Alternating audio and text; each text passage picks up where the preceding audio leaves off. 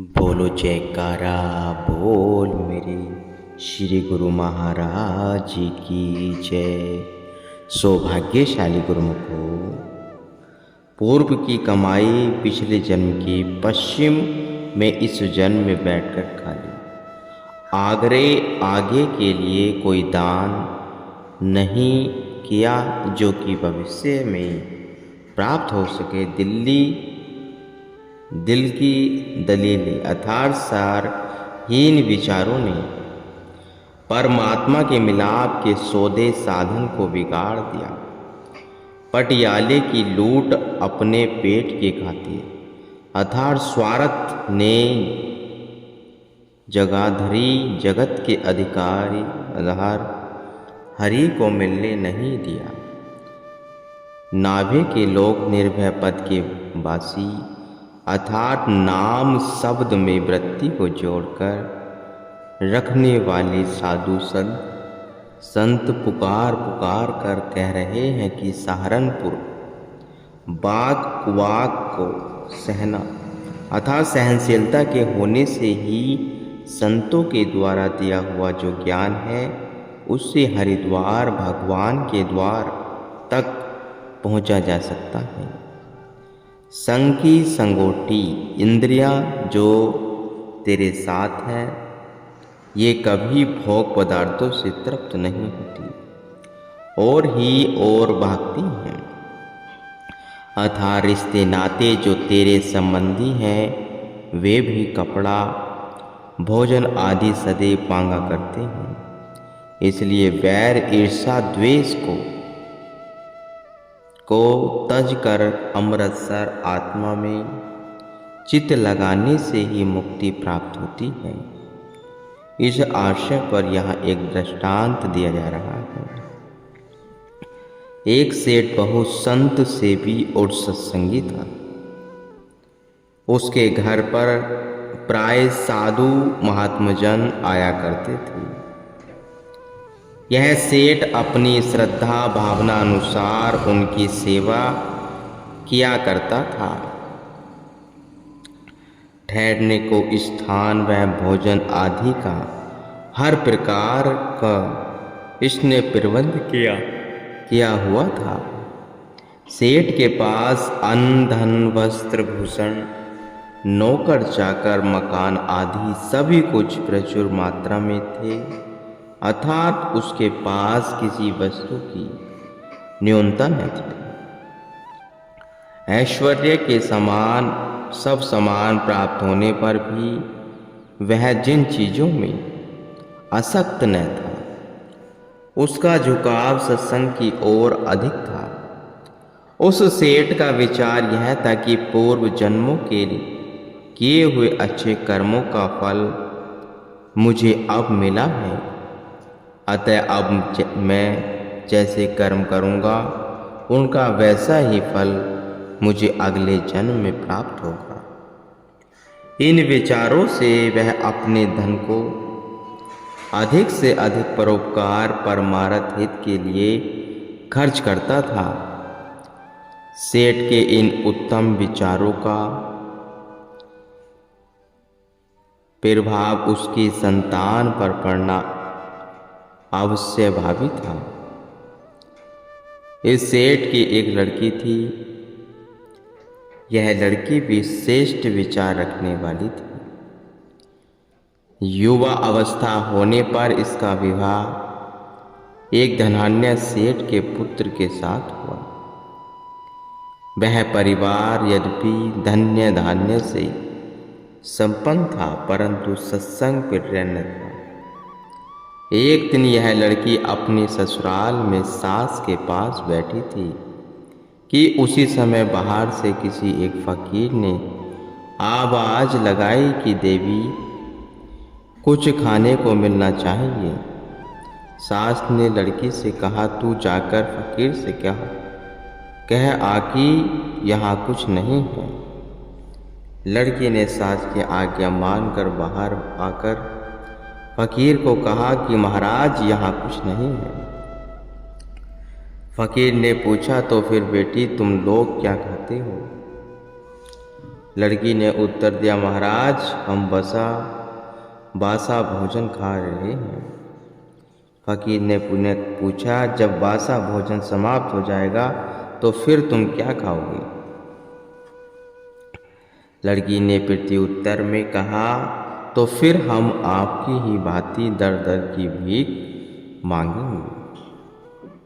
लड़की से उचित उत्तर सुनकर फकीर तो वहां से चला गया, पर इधर विधाना का खेल, लड़की की सास उस फकीर वह अपनी बहू का भीतर बैठे ही सब वार्तालाप सुन रही थी।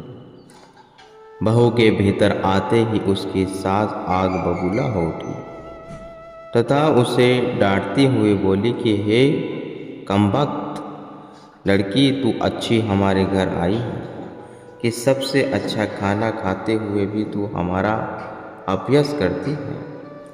बता तो सही, कब तुझे इस घर में खाने को बासा भोजन प्राप्त हुआ है, जो कि आज तूने फकीर से बासा भोजन करने की बात कही है और भीख मांगने वाले मनहूस शब्द तेरे मुंह से निकले। इतना कुछ कहकर भी सास को संतोष नहीं हुआ तथा क्रोध में जो कुछ मुंह में आया वह अपशब्द बोलती रही। अंत में उसके पुत्र वधू ने बड़े धैर्य के साथ उत्तर दिया, माता जी, क्या मैंने झूठ कहा है? क्या हम सब बासा नहीं खा रहे हैं? परंतु लड़की की सास ने जो कि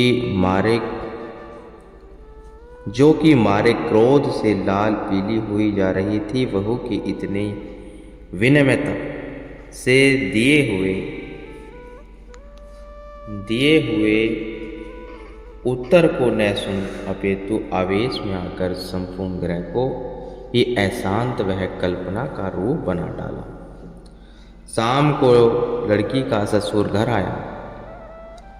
घर में इस प्रकार कलह को देख तथा अपनी स्त्री को ठंडे श्वास भरते हुए निहार कर वह दंग रह गई। बहू अलग कोने में मुरझाई हुई दुखी सी बैठी है। मन ही मन सोचने लगी, आज क्या कारण है कि घर में निर्भयता छाई हुई है। अपनी स्त्री से पूछा कि आज क्या बात है। तब उसने जले कटे शब्दों में कहा, यह सब तेरी नेक बहू की ही करामात है।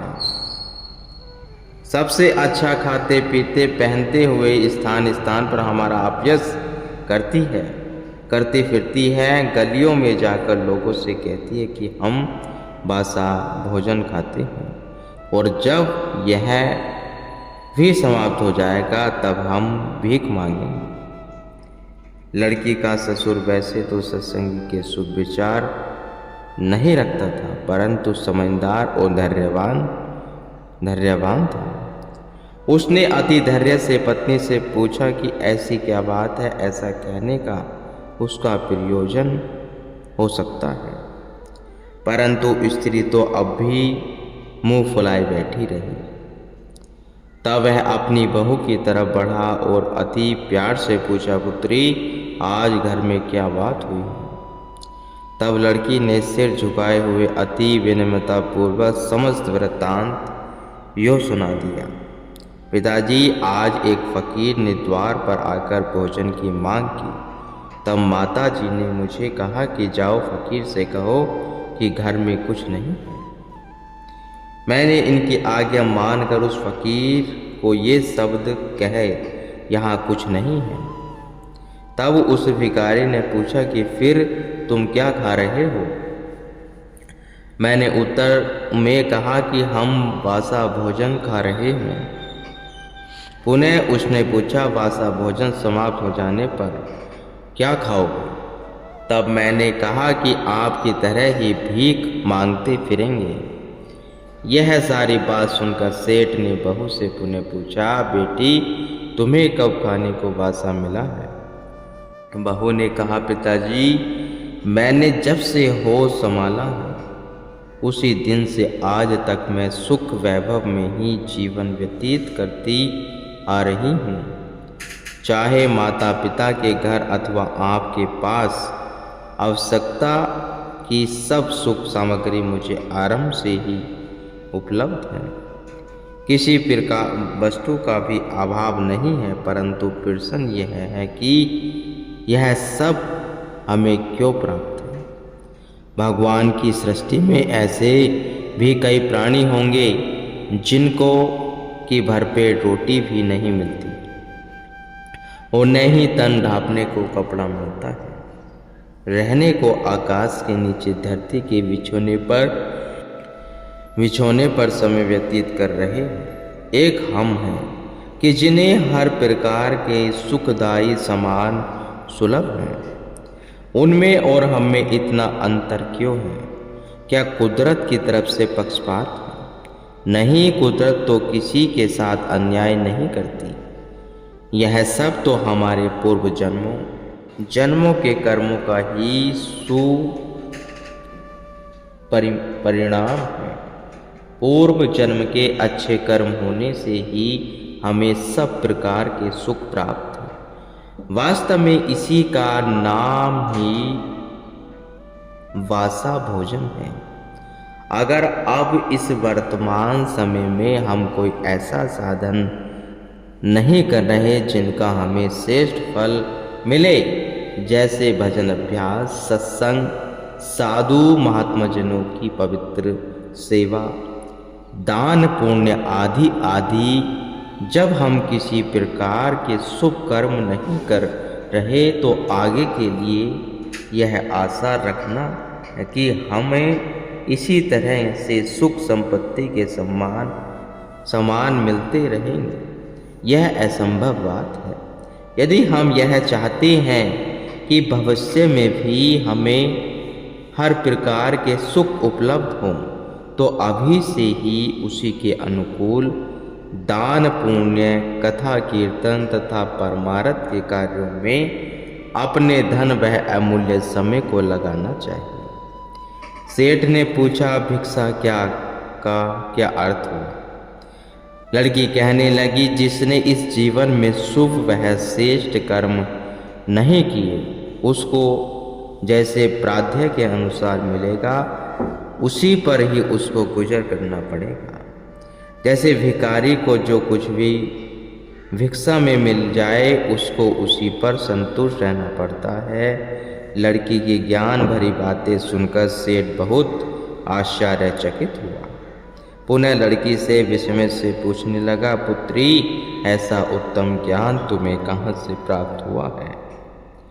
तब लड़की ने कहा, हरि कीर्ति साध संगति श्री कर्मन के कर्मा, कहू नानक तिसे भायो, परापति जिस पूरब लिखे कर लेना।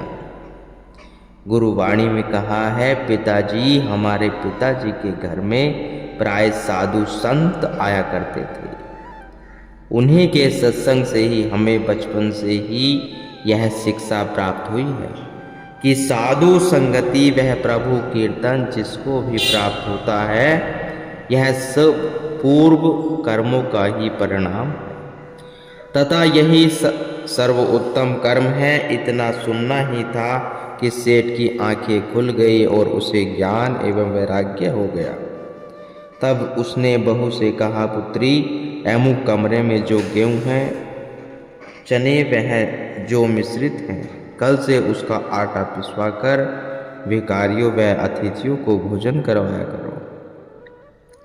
वास्तव में वह गेहूँ पुराना था और उसमें घुन भी लगा हुआ था। सेठ जी के कथन अनुसार बहू ने वैसा ही किया और उसी आटे की रोटी बनाकर उसने ससुर के आगे परोसी।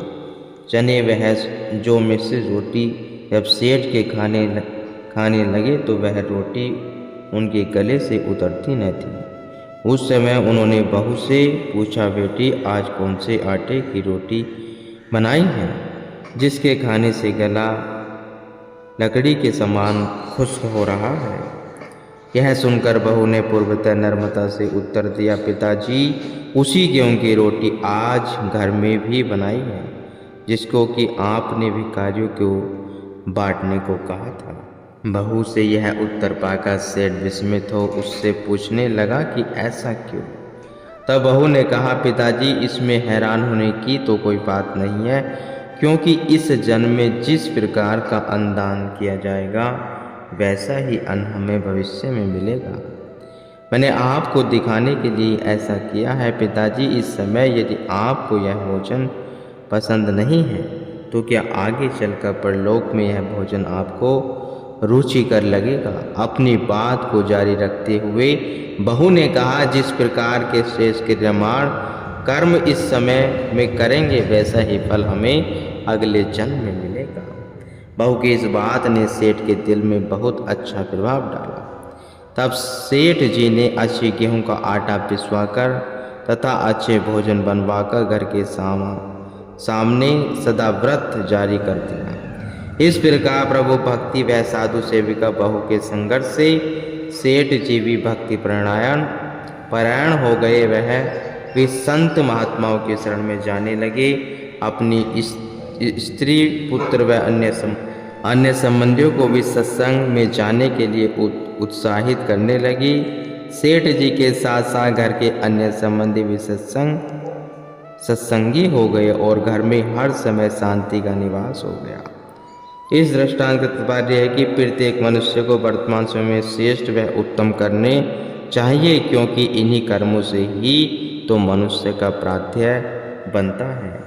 आज इच्छानुसार भोज्य पदार्थ आदि न मिलने पर भी हम दक्षिणा भाग्य को कोसने लग जाते हैं, परंतु इस बात पर तनक वे विचार नहीं करते कि यह सब हमारे अपने ही किए हुए कर्मों का फल है।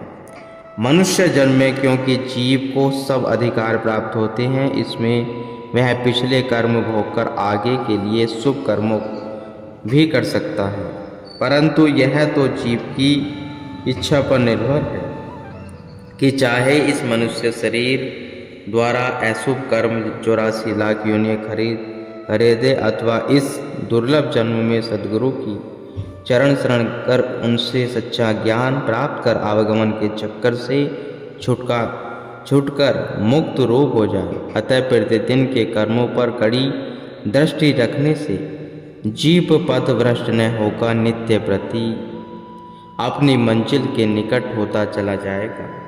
सद्गुरु की आज्ञा अनुसार शुभ व निष्काम कर्म करके अपना परलोक संवार लेगा तथा अपने वर्तमान को भी स्वर्णम बना लेगा।